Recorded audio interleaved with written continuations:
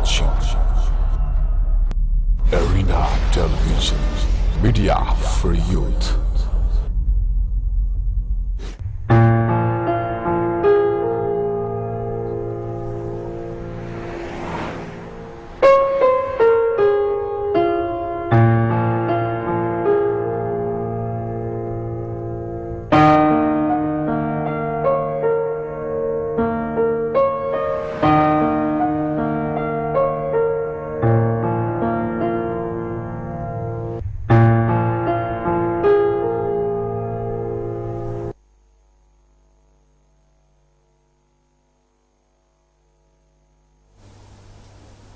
नमस्कार, arena talk शोमा यहाँलाई स्वागत छ। म पुष्कर खतिवडा। प्रत्येक साताको आइतबार र बुधबार बेलुकी 7 देखि 8 बजेसम्म तपाईहरु माझ प्रत्यक्ष प्रसारण लिएर हामी उपस्थित भइरहेका छौं। एरिना टक शोको आजको अङ्क 244 अङ्कमा छौं।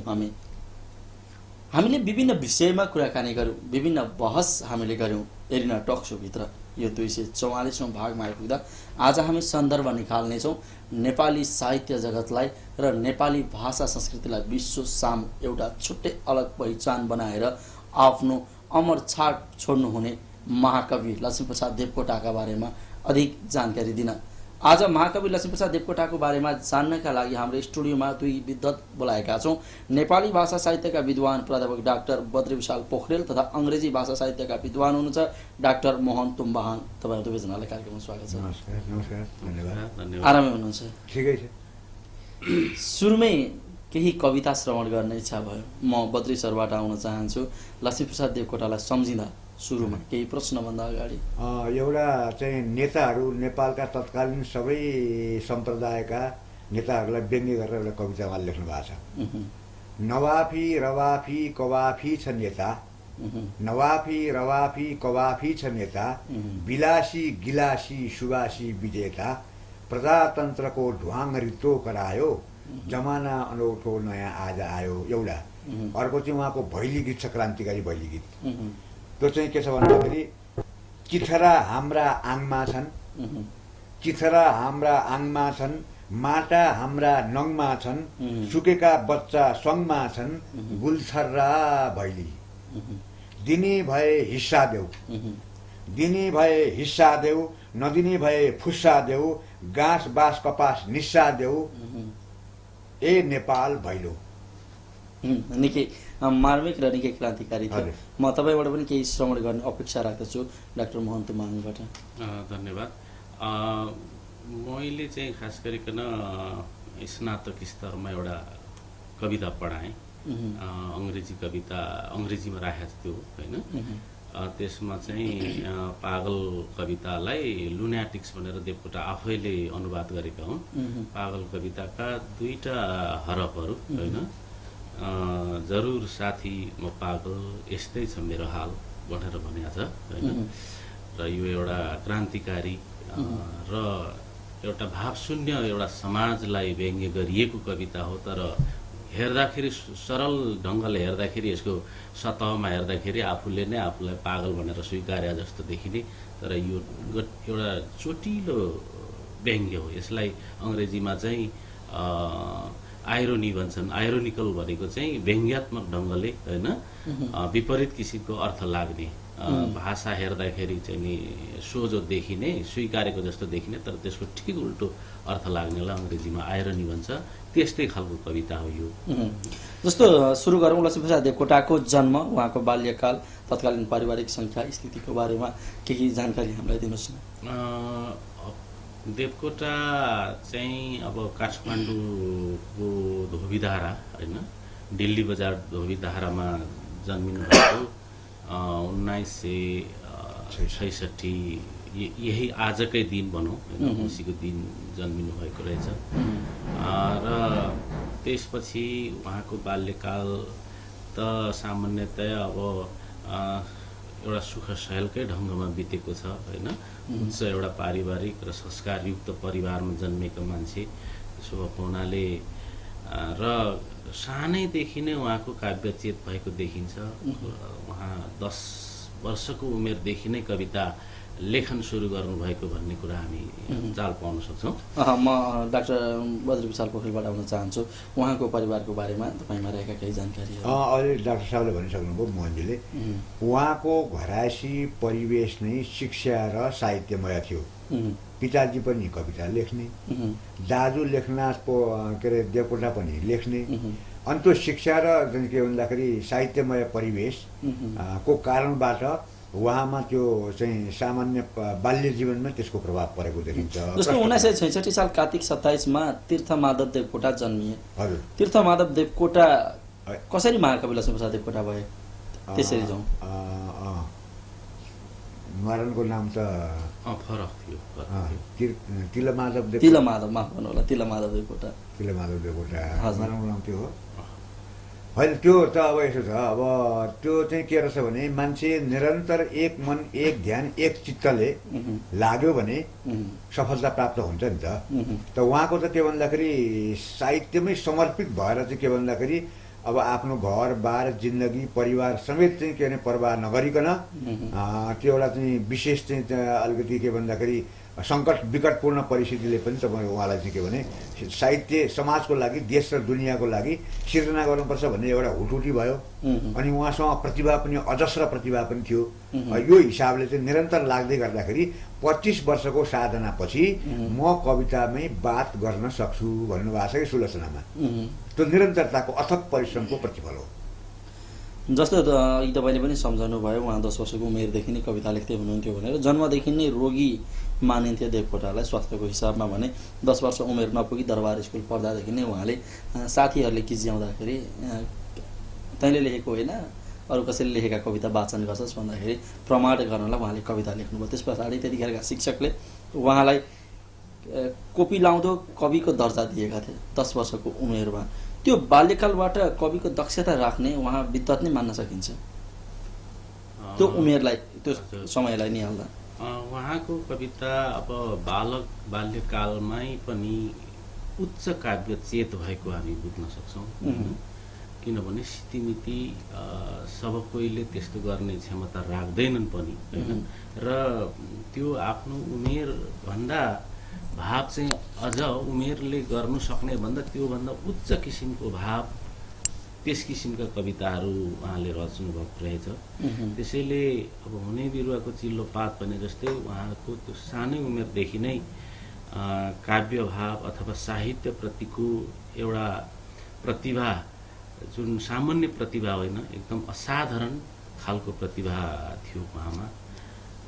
र त्यसलाई त्यो सानै उमेरदेखि नै उहाँले त्यो प्रमाणित गर्दै देखाउनु भयो होइन।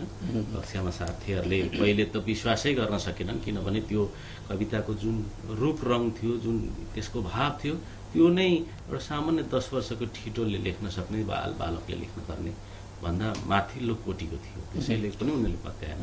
म तपाईँसँग आउन चाहन्छु बद्री विशाल सर। सुरुमा कवि शिरोमणि लेखनाथ पौडेलका कविताबाट प्रेरित उहाँ पछि गएर शैली लगायतका अन्य पाश्चात्य कविहरूबाट प्रभावित हुनुभयो रे भनेको हामीले पढ्न सुन्न पाएका छौँ। किन त्यो आवश्यकता पर्यो उहाँलाई? मौलिकता त पूर्वीय दर्शन नै थियो उहाँमा। होइन होइन, अब यो चाहिँ के भने चाहिँ यो भाषा साहित्य संस्कृति लेखन भनेको पुस्तै नि विरासतबाट पनि मान्छेले सिक्छ के। सबभन्दा ठुलो कुरो भने त देखेर सुनेर पढेर सिक्ने हो। देखेर सुनेर पढेर सिक्दै गएपछि उसले आफ्नो शैली शिल्प र मौलिकताको विकास गर्छ। वास्तवमा ठिकै हो, लेखनाथ पौडेलको त्यो चाहिँ अब चाहिँ छन्दोबद्ध चाहिँ के भन्दाखेरि कविताबाट प्रभावित हुनुभयो। देवकोटा लेखनाथले उहाँलाई चाहिँ के भन्दाखेरि देवकोटाको बारेमा उहाँको व्यक्तित्वको बारेमा निबन्ध पनि लेख्नु भएको छ। त्यो पूर्वीय संस्कृतिको अथवा वाङ्मयको वा त्यो धाराको त्यो परम्पराको साहित्य पृष्ठभूमिमा उहाँ हुर्किनुभयो। पढ्दै जाँदाखेरि अङ्ग्रेजीको चाहिँ विषयमा अभिरुचि भएर पढ्दै जाँदाखेरि त्यो पनि के भने अङ्ग्रेजी पढ्नुपर्छ, दुध भात खानुपर्छ, पैसा कमाउनुपर्छ भन्ने घरमा चाहिँ अब माता दाजु पनि अङ्ग्रेजीको चाहिँ के भने विषय विज्ञ भएको नाताले त्यो हिसाबले अङ्ग्रेजी पढ्दै गएपछि पाश्चात्य प्रभाव पनि निक्ल्यो। ठाट मानिन्थ्यो अङ्ग्रेजीलाई। त्यति बेला चाहिँ के भने अब ठाँटिलो विषय हो, त्यो गरिखाने विषय होइन, जिब्रो बटार्ने विषय, सबैको हाई अङ्ग्रेजी है, हाई अङ्ग्रेजी उहाँले निबन्धै लेख्नु भएको छ। त्यो हिसाबले पूर्वीय पाश्चात्यले चाहिँ प्रभाव भए पनि उहाँको आफ्नो अहिले तुलना गर्दा नि त्यो पूर्वीय र पाश्चात्य तुलना गर्दा अङ्ग्रेजी र नेपाललाई तुलना गर्दाखेरि कुनलाई गरौँ पाउनुहुन्छ? अब त्यो चाहिँ त्यसो गरौँ त अब यसो छ, पूर्वीय संस्कृति साहित्यको चाहिँ के भन्दाखेरि अलिकति त्यो ओझेल पर्यो हेर्नुहोस्। हामी आफैले पनि अल्पज्ञानको कारणले ओझेल पर्यौँ, तर देवकोटाले त्यसलाई चाहिँ अत्यन्तै महत्त्वपूर्ण स्थान दिनुभएको छ, महत्त्व देख्नु भएको छ। पाश्चात्य पनि आफ्नो ठाउँमा साहित्यको 300 वर्षको लामो इतिहास भएकोले त्यहाँ पनि महत्त्वपूर्ण पक्ष प्रसङ्गहरू छन्। तर पूर्वीय जुन संस्कृति पूर्वीय वाङ्मय वा साहित्यको चाहिँ स्तर हेर्न त त्यो चाहिँ अब त्यो निकै उच्च छ के। त्यसैले देवकोटाले सबै दुईटैलाई चाहिँ के भन्दाखेरि दुईटैबाट केही महत्त्वपूर्ण चाहिँ प्रभाव ग्रहण गरे पनि उहाँको आफ्नो मौलिक प्रस्थापना छ, मौलिक पहिचान उहाँले कायम गर्नुभएको छ। जस्तो म तपाईँसँग आउन चाहन्छु मोहन सर, जनजातिको दृष्टिकोणबाट पनि मूल्याङ्कन गर्ने परिपाटी छ देखिन्छ भने आजकल साहित्यलाई देवकोटाको सवालमा चाहिँ कसरी हेर्न सकिन्छ यो चिजलाई? देवकोटाले यस किसिमका कुनै पनि जाति कुनै पनि उसलाई यो राम्रो यो नराम्रो भन्ने हिसाबले गरेका छैनन्। उनी त एउटा मानवतावादी स्वर उछाल्ने मानिस हुन् होइन।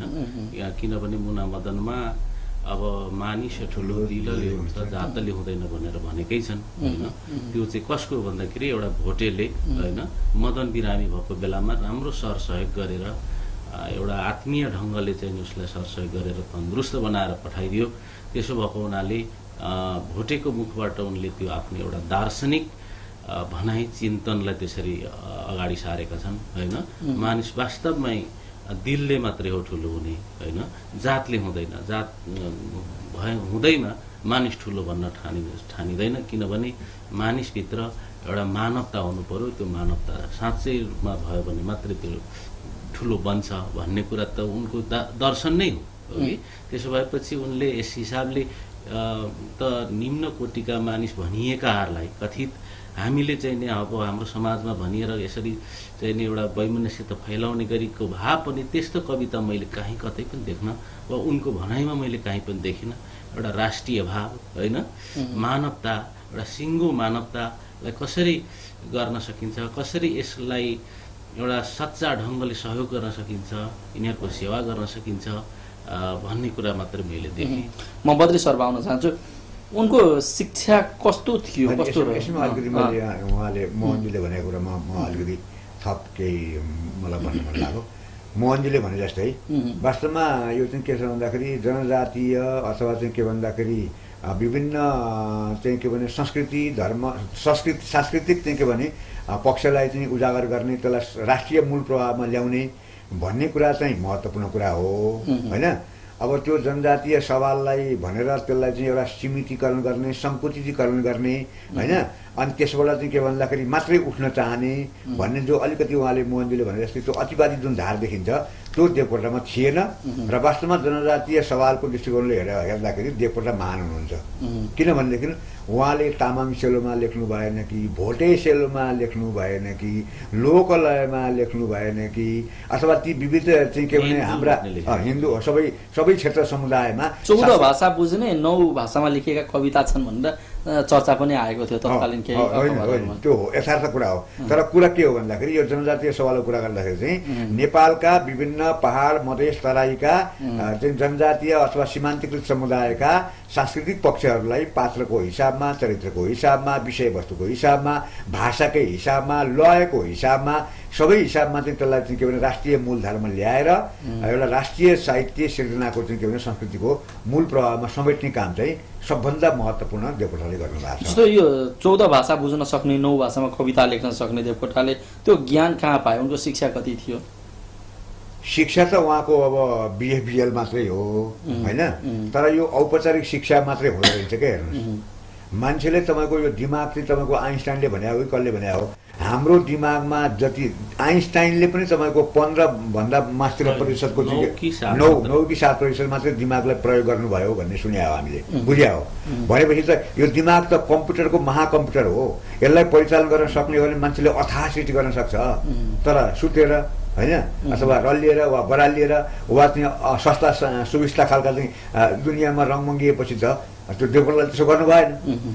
देवकोटालाई तपाईँको के भन्दाखेरि तीक्ष्ण प्रतिभा पनि हो, एकवटा सुनेपछि बुझ्न सक्ने, त्यो बुद्धुराम होइन, त्यो तीक्ष्ण प्रतिभा भएको कारणले र लगनशीलता भएको कारणले, त्यो ग्रहणशीलता भएको कारणले उहाँमा त्यो विद्वत्ता, त्यो प्रखरता, त्यो बहुभाषा ज्ञान भयो।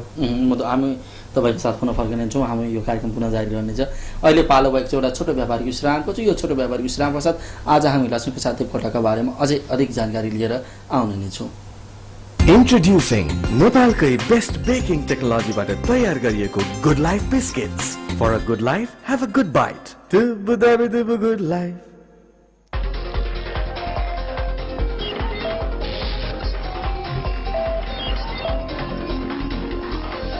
दृढ संकल्पको लागि चाहिन्छ विश्वासिलो सिमेन्ट, त्रिशक्ति सिमेन्ट। मजबुत निर्माणको लागि चाहिन्छ शक्तिशाली सिमेन्ट, त्रिशक्ति सिमेन्ट। सुरक्षित भविष्यको लागि चाहिन्छ गुणस्तरीय सिमेन्ट, त्रिशक्ति सिमेन्ट। नयाँ नेपाल निर्माणमा भागीदार त्रिशक्ति cement.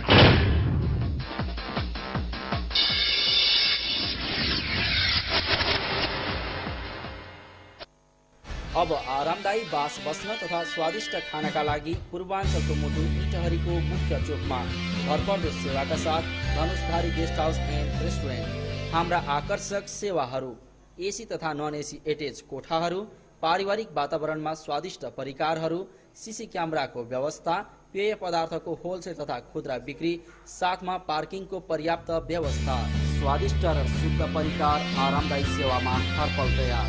Dhanushdhari guest house and restaurant, Itahari पश्चिम लाइन।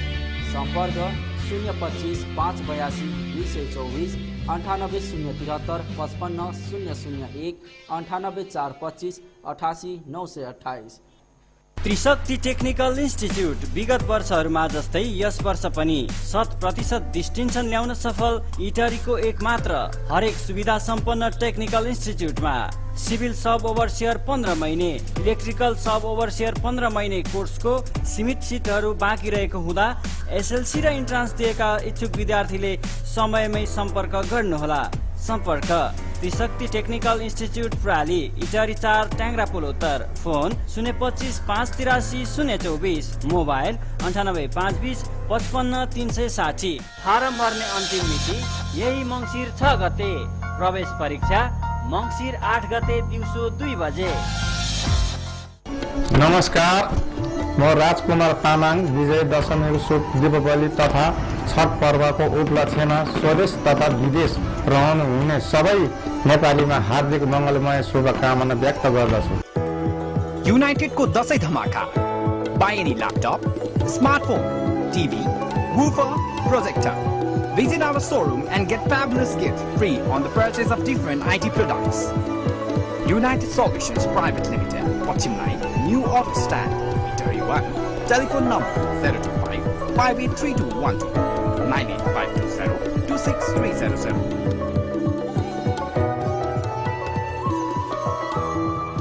मस्ती सस्ती धूम धड़ाका रमाइलो जति चाहिँ चिन्ता चाहन्छ तेल लिन ग्रीन बोर्ड ल्याएपछि अब टेन्सन नै किन। नेपालमै पहिलो पटक अटोमेटिक कोर जोइन्टरले कोर ग्याप हटाए फुल्ली अटोमेटेड मेसिनबाट oil water resistant grade test गरिएको एक मात्र प्लाग ग्रीन बोर्ड। घरभरि खुसीको लहर छायो, ग्रीन बोर्डले सारे बढायो। टेबल कुर्सी खाटबाट चप्पर टिक छ ग्रीन बोर्ड अरु भन्दा दोब्बर। ग्रीन बोर्ड टिक छ, बिन्दास टिक छ। आयो है आयो बजारमा गोलो चाउचाउ थाइ पाए। लौ आयो है आयो बजारमा गोलो चाउचाउ थाइ पाए। आकारमा गोलो छायो हेर्दैखेरि राम्रो हजुर बास्ना पनि मगमग। लौ स्वाद पनि साह्रै मिठो सबैको मन लोभ्याउने। आयो है आयो बजारमा गोलो चाउचाउ थाइ पाए। लौ आयो है आयो नेपालकै पहिलो गोलो आकारको तयारी चौचौ ताइपाई। Taste at its best. Thai noodles. It's different from the rest. A product of Quality Thai Foods, Biratnagar.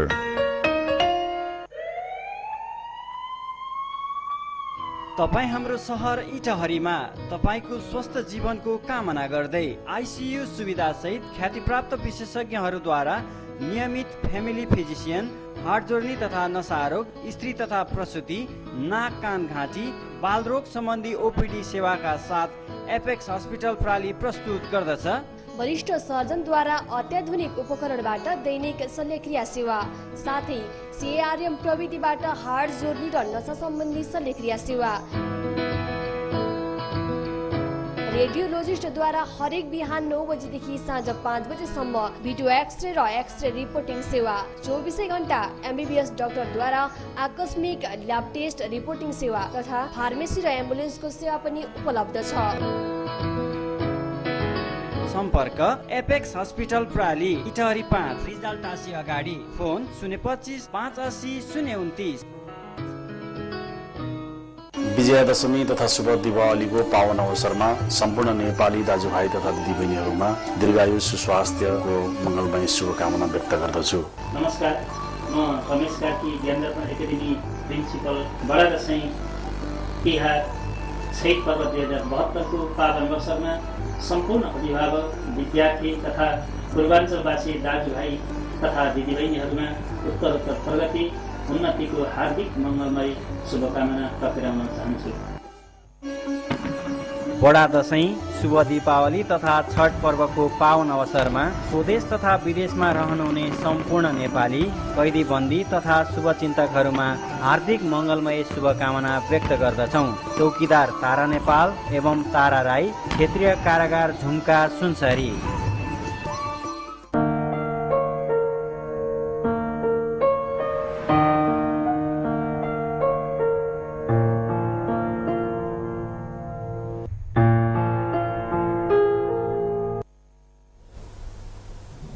यो छोटो व्यापारिक विश्राम पश्चात एरिना टक सोमा यहाँलाई पुनः स्वागत छ। एरिना टक सोमा आज हामीले लक्ष्मीप्रसाद देवकोटाका बारेमा अधिक जान्नका लागि स्टुडियोमा 2 अतिथिलाई आमन्त्रण गरेका छौँ। नेपाली भाषा साहित्यका विद्वान प्राध्यापक डाक्टर बद्री विशाल पोखरेल तथा अङ्ग्रेजी भाषा साहित्यका विद्वान डाक्टर मोहन तुम्बाहाङ। तपाईँहरू दुवैलाई पुनः स्वागत छ। धन्यवाद। म तपाईँबाट आउन चाहन्छु मोहन सरबाट। बाँचुन्जेललाई कविता साथी माने देवकोटाले, तर उनको अर्को पनि साथी निकै चर्चामा छ, सबैले मान्छन्, धुम्रपान, चुरोट।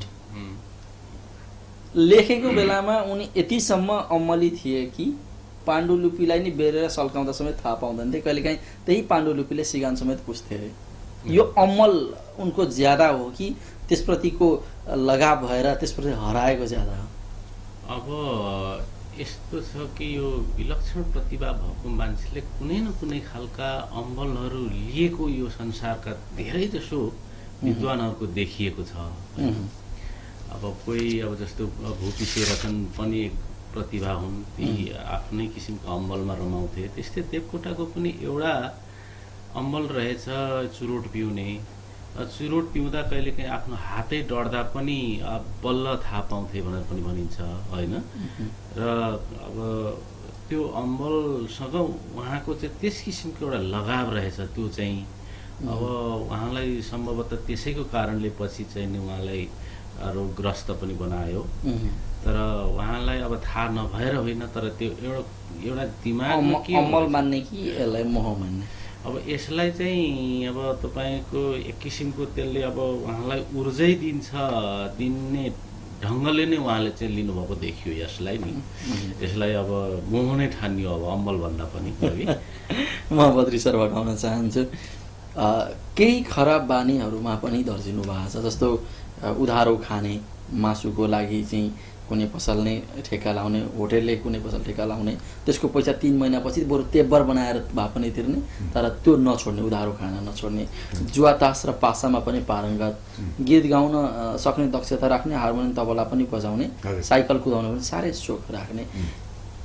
यो धेरै चरित्रलाई मूल्याङ्कन गर्दा देवकोटालाई के भनेर बुझौँ त? पुष्करजी, अत्यन्तै गहन प्रश्न तपाईँले सोध्नुभयो। देवकोटाको बारेमा त अब चाहिँ तपाईँको यो बहुप्रतिभाको कुरा त अब व्याप्त छ होइन। उहाँको अभिरुचि चाहिँ के भन्दाखेरि धेरैतिर छ।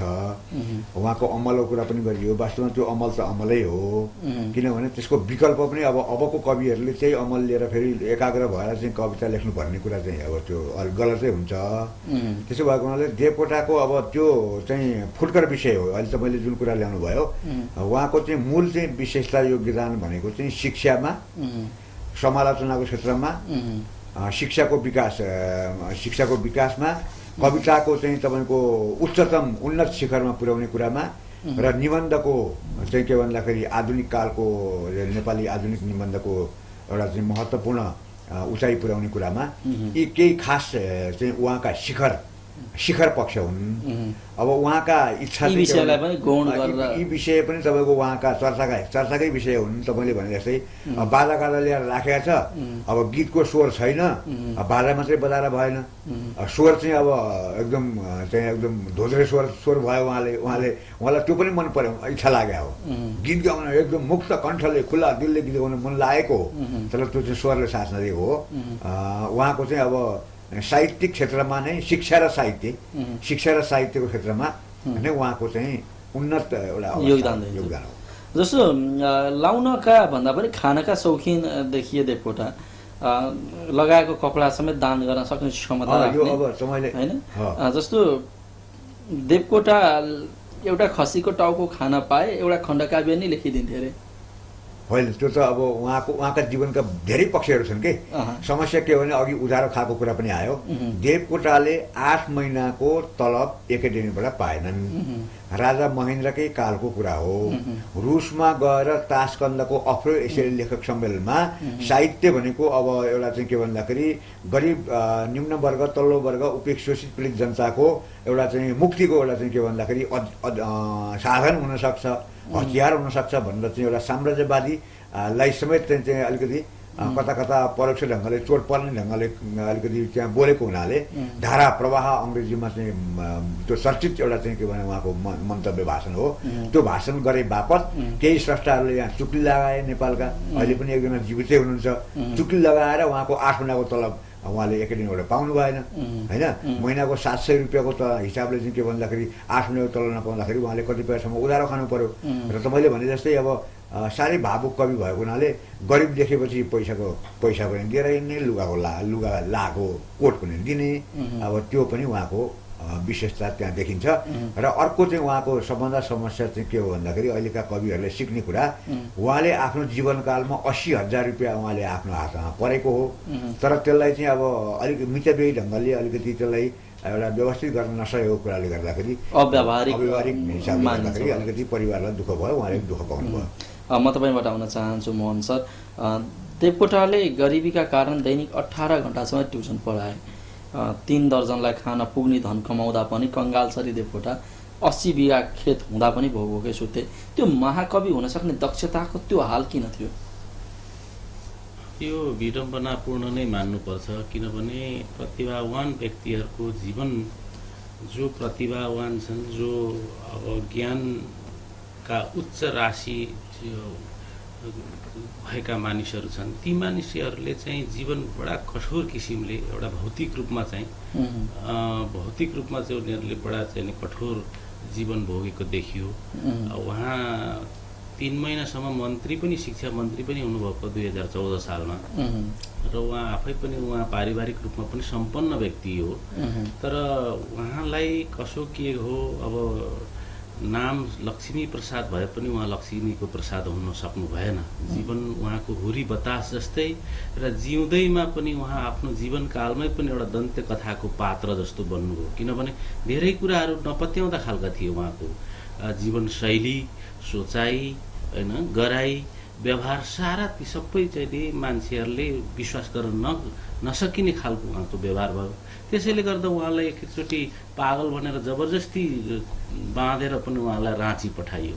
तर राँचीमा जब उहाँलाई मनोविशेषज्ञ डाक्टरले जाँदाखेरि उसले के भन्नु भने, यो मान्छे पागल होइन, यो त विलक्षण प्रतिभाको रहेछ, यो त एउटा भौगोलिक रूपमा चाहिँ मिस्टेक भएर गलत भएर नेपाल जस्तो दुखी देशमा जन्मियो, अब यो चाहिँ युरोप अमेरिकातिर जन्मेको भएदेखि यो अर्कै खालको मान्छे भइसक्ने थियो भनेर उल्टै त्यहाँ लाने मान्छेहरूलाई झपारेर पठायो भन्ने पनि हामी सोच्छौँ। जस्तो यसैमा मैले जोड्न चाहेँ 110 दिन शिक्षा तथा स्वायत्त शासन मन्त्री बनेका उनले राष्ट्रभरिका स्कुल कलेजमा नेपाली भाषा पढाइ हुने व्यवस्था मिलायो तत्कालीन समयमा, जो अहिलेसम्म पनि नियमित छ। हामी नेपाली भाषालाई पढिरहेका छौँ।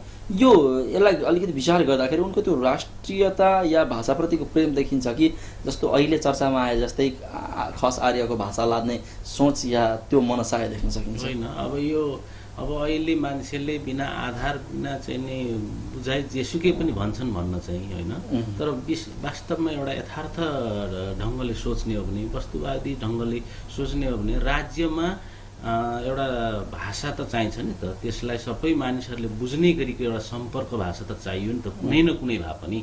जस्तो संसारमा 7000 भाषा छन् जम्मा, त्यसमा अङ्ग्रेजी अब भइरहेछ अहिले। अब त्यो एउटा अब एक्सिडेन्टल भनौँ कि वा अब कसरी पो बनिएको छ। त्यस्तै नेपाली भाषा र कविहरूको के छ भने हजारौँ वर्ष 500 वर्ष पछिसम्म देख्न सक्ने उनीहरूको क्षमता हुन्छ होइन, त्यो चेत हुन्छ। त्यसैले उनीहरू आफ्नो भएका समयमा मात्र होइन, धेरै वर्ष पछाडिसम्म पनि यो हुन्छ भन्ने कुरा उनीहरूले देख्छन्, द्रष्टा हुन्। त्यसै भएर म एउटा सानो प्रसङ्ग ल्याउँ, जस्तो अहिले त्रिभुवन युनिभर्सिटीको त्यो जुन चाहिँ वरिपरिको जग्गा हो, उनीहरूले सिफारिस गरेर उनीहरूले त्यति जग्गा छुट्याएको भनेर भनिन्छ। भनेपछि यदि त्यतिखेर कति चाहिन्छ र भनेर सानो मात्रै छुट्याइदिएको भएको भए होइन, अहिले कस्तो समस्यामा जेलिन्थ्यो होला। त्यसैले गर्दाखेरि जस्तो म तपाईँको यही दूरदर्शिताको कुरा लिन्छु, उहाँको दूरदर्शिताको कुरा म तपाईँसँग कुरा गर्न चाहन्छु। उनले उद्देश्य के लिनु, उडी छुनु चन्द्र एक कविता लेख्दा धेरैले उनलाई तरङ्गी भने, तर संयोग उनी बित्नु 16 घण्टा अघि मात्रै रुसले रकेट प्रक्षेपण गरेर चन्द्रलोकसम्म पुर्याएर छोड्यो। त्यो दूरदर्शिता, त्यो दक्षता राख्दै उनी कि त्यो कवितामा संयोग मात्रै जुल्यो? होइन, यो चाहिँ छ। अब त्यो चाहिँ तपाईँको एउटा विज्ञ भएको मान्छेले तपाईँको 50-60-100 वर्ष त मजाले हेर्न सक्छ के। दूरदर्शी दृष्टिकोण चिन्तन भएको, अलिकति वरपर हेरेको, ज्ञान बुद्धि भएको, अनुभव भएको मान्छेले हेर्छ। देवकोटामा त्यो क्षमता थियो होइन, क्षमता थियो। त्यो अझ म त त्यो चन्द्रमा चाहिँ पाइला टेकेको कुरा भन्दा अगाडि त्यो भाषाको कुरा गर्नु हो नि, त्रैभाषिक नीति त त्यति बेलै देवकोटाले ल्याएको रहेछ। त्रैभाषिक नीति नेपाली चाहिँ राष्ट्रिय सम्पर्क साझा भाषा, अनि स्थानीय तहमा स्थानीय भाषा जो अलिक प्रभावशाली छ, चल्तीको छ, अनि त्यसपछि अन्तर्राष्ट्रिय भाषा अङ्ग्रेजी। त्यति बेला अङ्ग्रेजी हुन्थ्यो अथवा अरू कोही हुन्थ्यो भने अरू कोही हुन्थ्यो। त्रैभाषिक नीति ल्याएको हो। त्यसैले उद्देश्य के सुनु चन्द्र एक भन्ने जुन प्रसङ्ग हो, अब त्यो चाहिँ के भन्दाखेरि देवकोटाको दूरदर्शिताको अत्यन्त तीक्ष्ण दिमागको भविष्य द्रष्टा भूमिका र स्रष्टा हो नि त। त्यो त के भन्दाखेरि तेस्रो नेत्रलाई छोटोमा मलाई बताउनु होला, यसैमा म जोड्छु। जस्तो 2016 साल भदौ 29 गते सोमबार साँझ 6:10 उहाँको निधन भयो क्यान्सरबाट। यत्रो दूरदर्शिता राख्ने एउटा महाकवि, तत्कालीन त्यतिखेर महाकवि बन्न सक्ने दक्षता राख्ने व्यक्तिका रूपमा हुनुहुन्थ्यो। पूर्व शिक्षा मन्त्री हुनुहुन्थ्यो, उहाँ सल्लाहकार समिति, राजाका सल्लाहकार समितिमा समेत हुनुहुन्थ्यो। तपाईँको भाषा विद्वान उसमा कर्मचारी पनि हुनुहुन्थ्यो उहाँ। भने ती व्यक्तिलाई किन एउटा रोगका कारण बित्नु पर्यो त?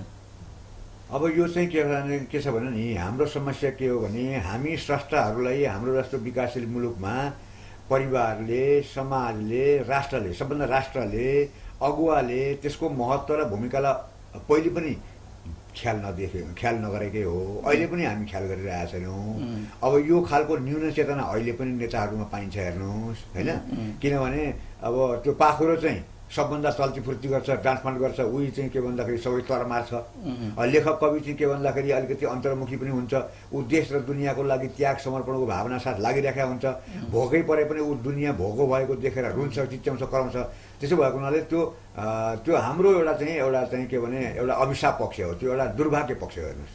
म तपाईँहरूको साथमा पुनः फर्किन्छु। अहिले पालो भएको छ एउटा छोटो व्यापारिक विश्रामको। छोटो व्यापारिक विश्राम पश्चात पुनः हामी लक्ष्मीप्रसाद देवकोटा, महाकवि लक्ष्मीप्रसाद देवकोटाको बारेमा जान्ने प्रयास गर्नेछौँ। भरोसाको बन्धन हो शिवम, सुरक्षाको पहिचान हो शिवम। शक्तिको आधार हो शिवम रहिरहने युगौं युग शिवम आफ्नै चुनढुङ्गा खानी र जर्मन प्रविधिबाट उत्पादित शिवम ओपिसी सिमेन्ट शुभ आरम्भ शिवमसँग। अब आरामदायी बास बस्न तथा स्वादिष्ट खानाका लागि पूर्वाञ्चलको मुटु इटहरीको मुख्य चोकमा भरपर्दो सेवाका साथ Dhanushdhari guest house and restaurant. हाम्रा आकर्षक सेवाहरू, एसी तथा नन एसी एटेच कोठाहरू, पारिवारिक वातावरणमा स्वादिष्ट परिकारहरू, सीसी क्यामेराको व्यवस्था, पेय पदार्थको होलसेल तथा खुद्रा बिक्री, साथमा पार्किङको पर्याप्त व्यवस्था, स्वादिष्ट र शुद्ध परिकार, आरामदायी सेवामा हरपल तयार। Dhanushdhari guest house and restaurant, Itahari पश्चिम लाइन। सम्पर्क 025 582 224 98 073 55 001 98 425 88 928।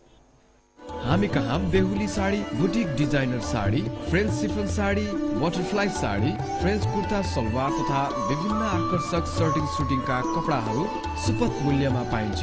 विवाह तथा अन्य शुभ कार्यक्रमहरूका लागि खरिद गरिएको कपडाहरूका लागि होम डेलिभरीको पनि व्यवस्था गरिएको छ। Roopmilan boutique sari showroom, main road Jogbani. Proprietor OP Lakhutia 98 043 27 475 98 073 57 951 98 073 57 950। Sargam Dohori and गजल साँझ बिहान 8 बजेदेखि बेलुकी 4 बजेसम्म गाली खाना तथा 100% निवारी भोजनको व्यवस्था।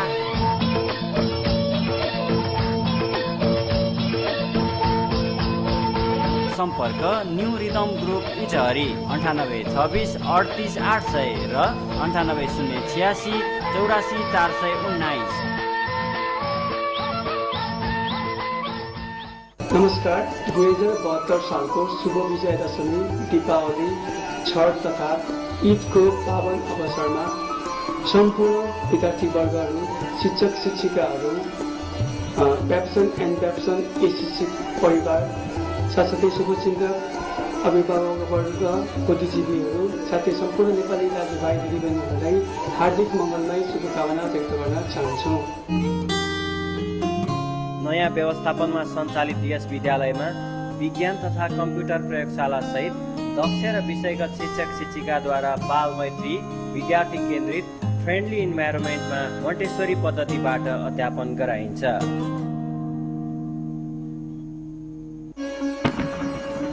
विजय दशमी, शुभ दीपावली एवं छठ पर्व 2072 को पावन अवसरमा सम्पूर्ण कर्मचारी, सेवाग्राही, बिरामी तथा शुभचिन्तक, इष्टमित्र, साथीभाइ दिदीबहिनीहरूमा चिरायु, दीर्घायु तथा समृद्धिको उत्तरोत्तर प्रगतिको हार्दिक मङ्गलमय शुभकामना व्यक्त गर्दछु। ओम साई मनोकामना आरोग्य सेन्टर प्राली परिवार, इटहरी। सम्पर्क 025 584 088। विजय दशमी, शुभ दीपावली तथा छठ पर्वको पावन अवसरमा सम्पूर्ण देशवासीमा सुस्वास्थ्य, दीर्घायु तथा उत्तर प्रगतिको कामना गर्दछौँ। नमस्ते। ध्वनि व्यवसाय महासङ्घ नेपालको केन्द्रीय अध्यक्ष म सन्तबहादुर डुम्गन। यो 2072 सालको दसैँ, तिहार, छठ, बकरिद, लोसारको ध्वनि व्यवसाय महासङ्घ नेपालको तर्फबाट यहाँहरू आम नेपाली दाजुभाइ दिदीबहिनीहरूलाई हार्दिक मङ्गलमय शुभकामना व्यक्त गर्न चाहन्छु।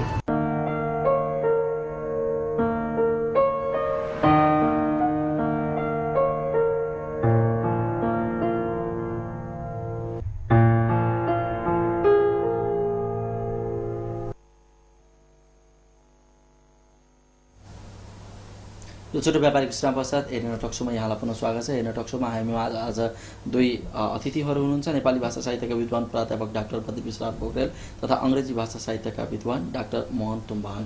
यहाँहरू दुवैलाई पुनः स्वागत छ। म मोहन तुम्बाङबाट आउन चाहन्छु। निकै चर्चामा रहेको मुनामदनको प्रसङ्ग ननिकाली हामी सक्दैनौँ। उहाँलाई सम्झिँदाखेरि पनि मुनामदनलाई के भन्नुहुन्छ तपाईँ? उहाँले अन्तिम क्षणमा मृत्युशय्यामा रहँदा पनि मेराहरू सबै कृति जलाइदिए हुन्छ, मुनामदन चाहिँ नचलाउनु भन्नुभएको थियो? सामान्यतया देवकोटाको काव्य यात्रा हेर्दाखेरि हामी 3टा चरण देख्छौँ।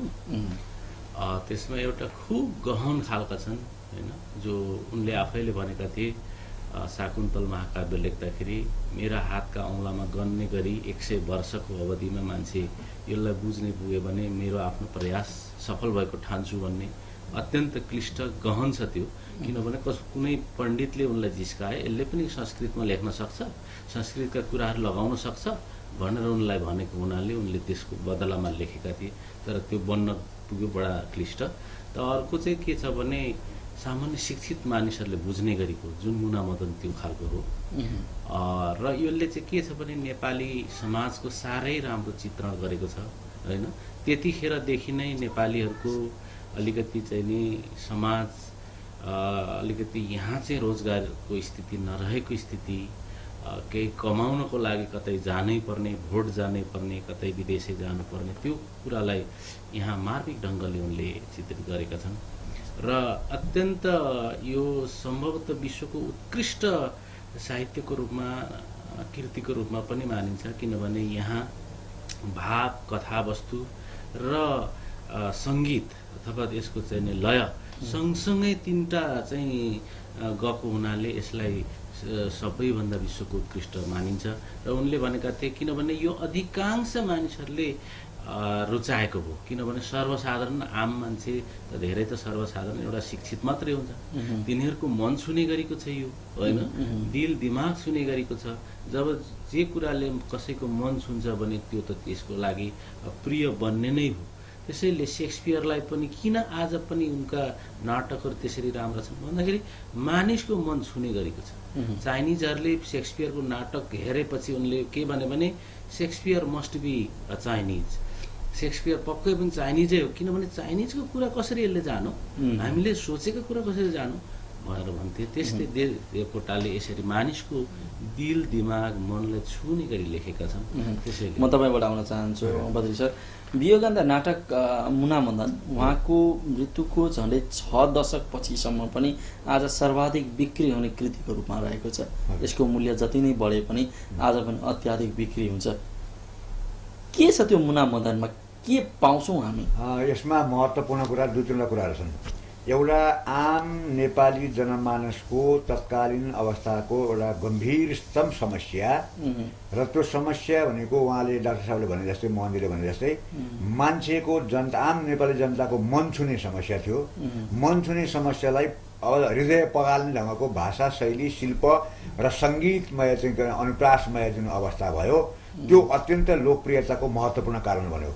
सामान्य शिक्षितदेखि अशिक्षितसम्म, पठितदेखि अपठितसम्म सबैले तपाईँको के भने मुखमा झुन्डिने खालको, रतिने खालको अत्यन्तै प्रभावशाली त्यो समस्या, र समस्यालाई चाहिँ अत्यन्तै सङ्गीतमय, अत्यन्तै मधुर मिठासपूर्ण लोकलयमा भएको हुनाले त्यो चाहिँ लोकप्रिय भएको हो। हामी अन्तिम समयमा छौँ। धेरै प्रश्नहरू थिए जसलाई हामी छोड्दै जानुपर्ने उसमा आइपुगेका छौँ।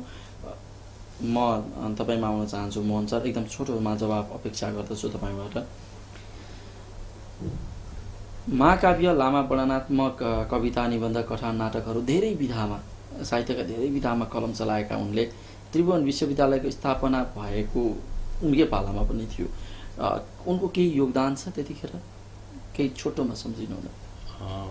अब त्रिभुवन विश्वविद्यालयको जुन अघि हामीले भनेका छौँ, उनको त्यो जुन अहिले जुन त्यसले ओगटिरहेको जग्गा जमिन छुट्याउनको लागि सिफारिस गर्ने मान्छे पनि देवकोटा हुन् भन्ने कुरा बुझिया छ।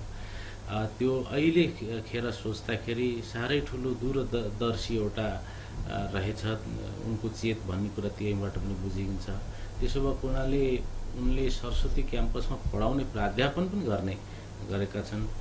त्यसो भएको हुनाले भाषा समिति को नि एउटा सदस्यको हैसियतले त्रिभुवन विश्वविद्यालयलाई अहिले त अब पाठ्यक्रममा सानो हामीले कक्षा 5देखि पढेका छौँ। उहाँको विद्यावारिधि पनि उहाँकै विषयमा कतिले गरिसकेका छन्, उहाँकै जीवनी, उहाँकै लेखहरू बारेमा गरेका छन्। त्यसो भएको हुनाले उहाँले नेपाली साहित्यलाई के दिनुभयो भनेर कसैले प्रश्न गर्छ भने उहाँले नेपाली साहित्यलाई के चाहिँ दिन बाँकी राख्नुभयो भनेर फेरि प्रति प्रश्न गरेर जवाफ फर्काउन सकिन्छ। सायद म त्यो अपेक्षा मैले पाउनुपर्छ मेरो प्रश्नका लागि। म बद्री शर्मा आउन चाहन्छु, समय थोरै छ। भगवान नमान्ने देवकोटाले आर्यघाटमा एकपटक भनेका थिए कि मैले आफ्नो जिन्दगी हरिनाम नजपेर नास्तिक भएर बिताएछु, अब जान आँटिहालेँ। त्यस पछाडि उनले शाश्वत आध्यात्मिक कुराका कविता मार्फत पनि व्यक्त गर्नुभएको थियो।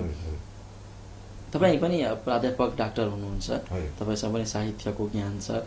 उहाँको त्यो शब्द र अहिलेको तपाईँको ज्ञानलाई मिश्रण गर्दाखेरि भगवान नमान्नु उहाँलाई कसरी हेर्नुहुन्छ, भगवान नमान्ने रूपमा? अब यसो हुन्छ, यो के छ भन्दाखेरि सदियौँदेखिको संस्कारलाई फाल्नका लागि लामो समय लाग्छ। हेर्नुहोस्, यो सहरमा जति अग्लो फोहोर थुप्रिया छ त्यो फोहोर सफा गर्न त्योभन्दा बढ्ता समय लाग्छ।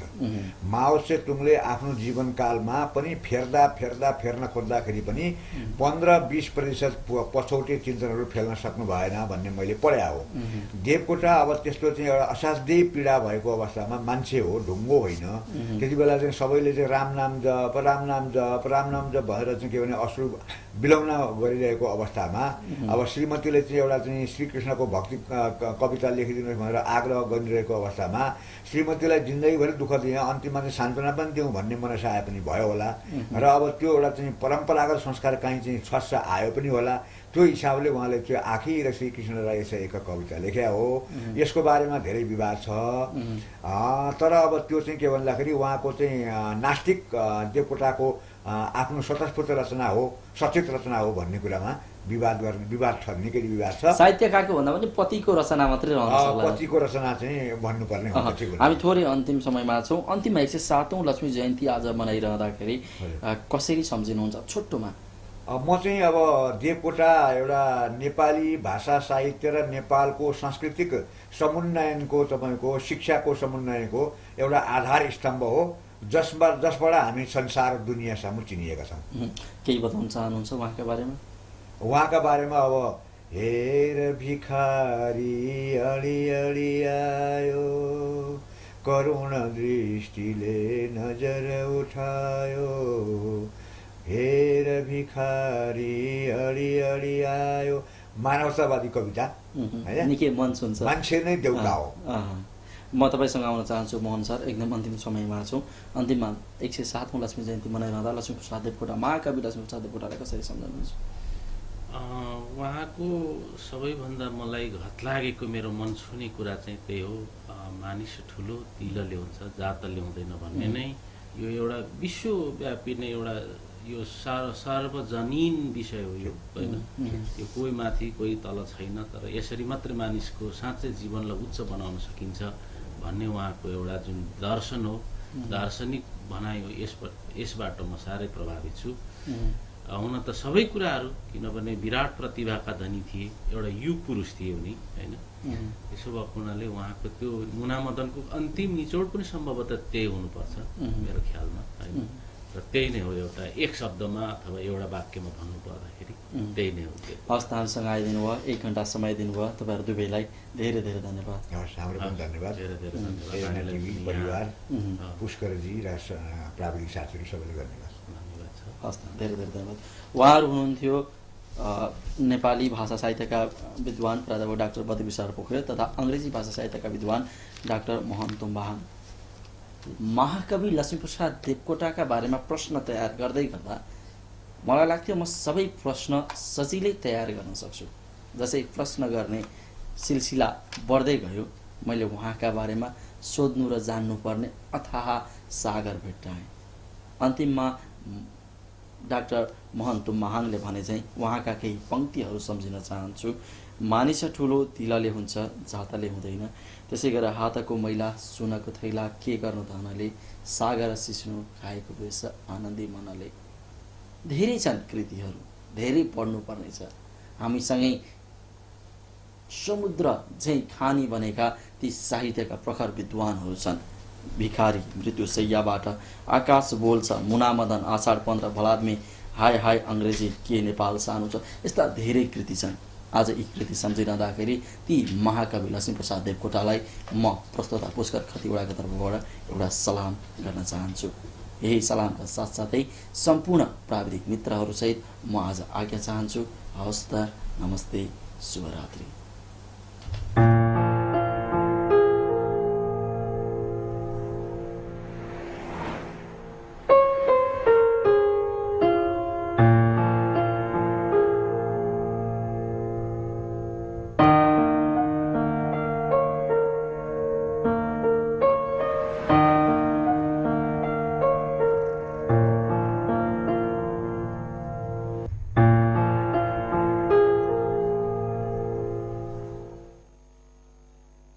बरा ज्वेलरी इन